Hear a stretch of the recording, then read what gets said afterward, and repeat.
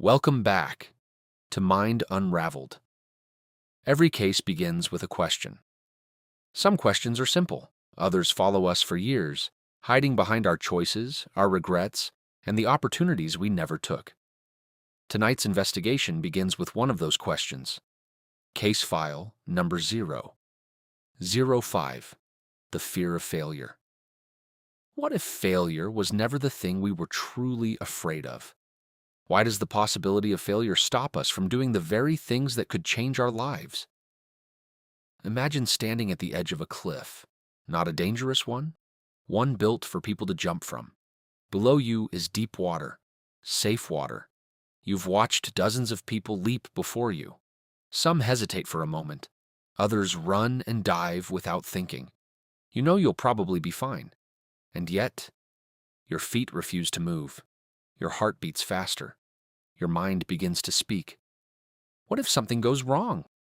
What if everyone laughs? What if I'm not good enough? It's strange, isn't it? Because at that moment, you're not actually experiencing failure. Nothing bad has happened. No one has judged you. No mistake has been made. And yet, your brain reacts as if disaster is already unfolding. For centuries, people have treated failure as the enemy, the thing to avoid, the thing that separates winners from losers, the thing that destroys dreams. But what if that's not the full story? What if the human mind doesn't fear failure itself? What if it fears what failure might mean? Think back to when you were a child. You probably fell hundreds of times while learning to walk. You mispronounced words. You drew outside the lines. You failed, constantly. And somehow, you kept going. A toddler doesn't fall to the ground and think, maybe walking just isn't for me.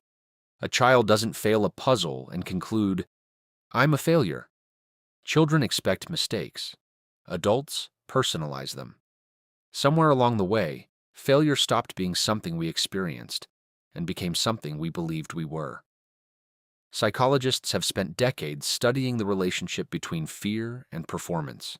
Again and again, they discovered something fascinating. Human beings are not motivated only by the possibility of success. We're also motivated by the desire to avoid pain.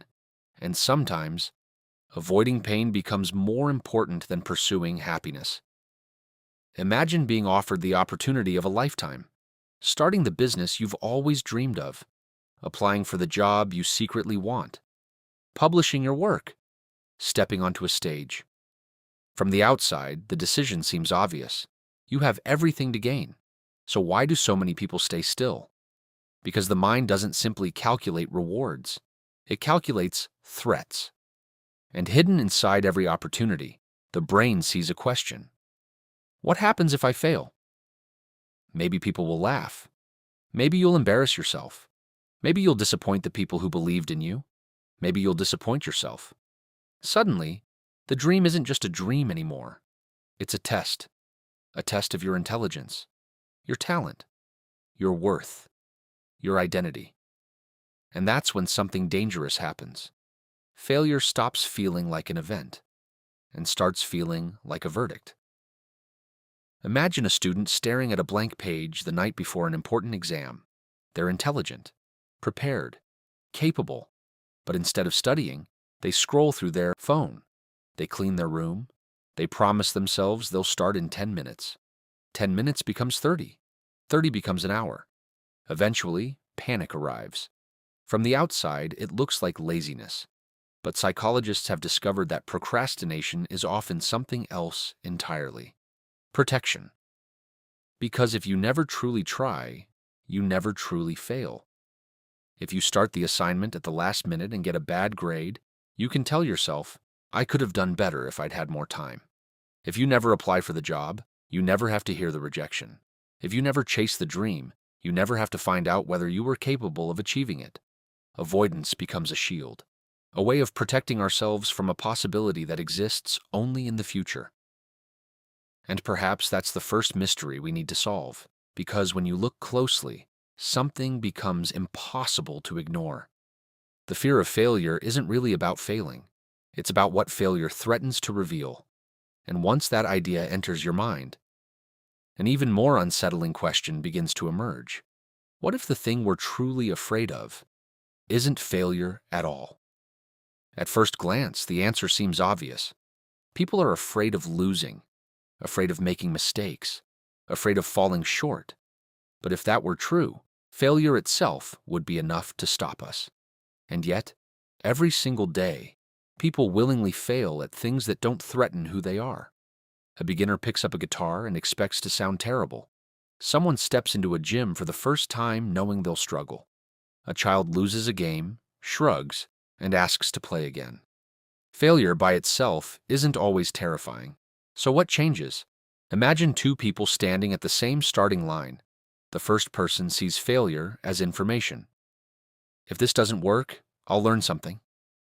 The second person sees failure as evidence. If this doesn't work, maybe I'm not good enough. One person is risking an outcome. The other is risking an identity. And suddenly, the fear becomes much deeper. Psychologists call this ego involvement. It's what happens when our achievements become attached to our sense of self. The exam is no longer just an exam. It's proof of intelligence. The job interview is no longer just an interview. It's proof of competence. The relationship is no longer just a relationship. It's proof of worthiness.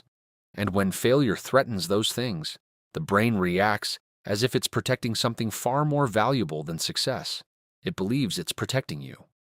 But the human mind has a strange way of doing that. Instead of pushing us forward, it often convinces us to stay exactly where we are. Think about how many dreams have been postponed by a single sentence. I'll do it when I'm ready. I'll start next year. I just need a little more time.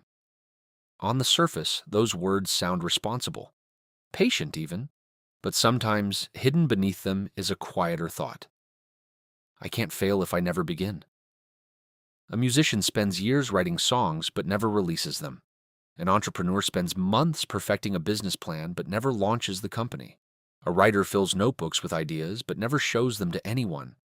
Not because they lack talent, not because they lack ambition, but because as long as the work remains hidden, its imperfections remain hidden too.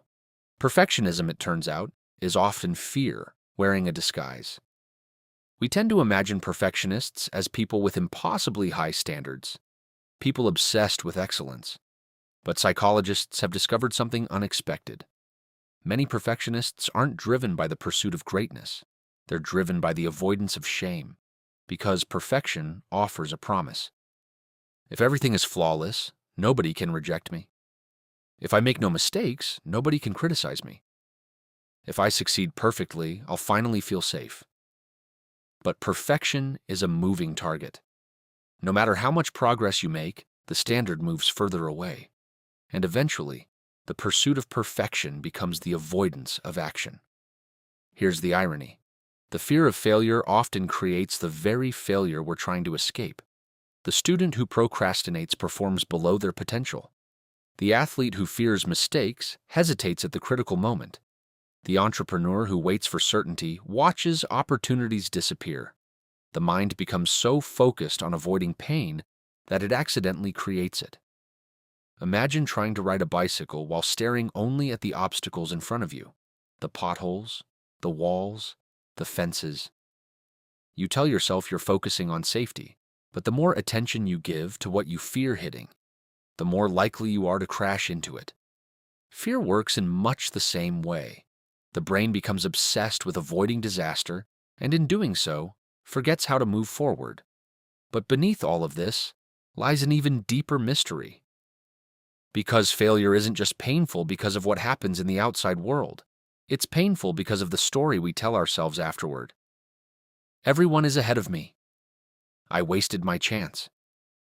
Maybe I was never capable in the first place. The event lasts for a moment.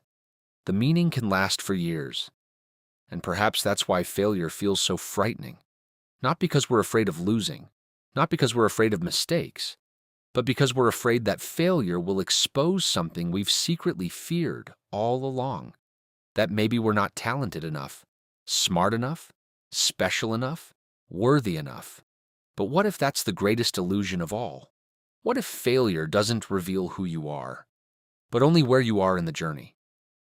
Because the final mystery of this investigation isn't whether failure hurts. Of course it does. The real mystery is this: why do we treat temporary defeat as permanent proof of who we are? And what happens when we finally stop? 3 fears, 1 illusion, and 1 reminder that the human mind often mistakes temporary moments for permanent truths. Perhaps failure was never the thing we feared most. Perhaps we were only afraid of what we believed it revealed about us. This has been Mind Unraveled. Case file number 005. The psychology of failure is now closed. Until next time, stay curious. Question your thoughts. Look beneath the surface. Because sometimes, the stories we tell ourselves are far more dangerous than the events themselves. And remember, every mind leaves clues. Like and subscribe and join us in investigating the very next case. Thank you.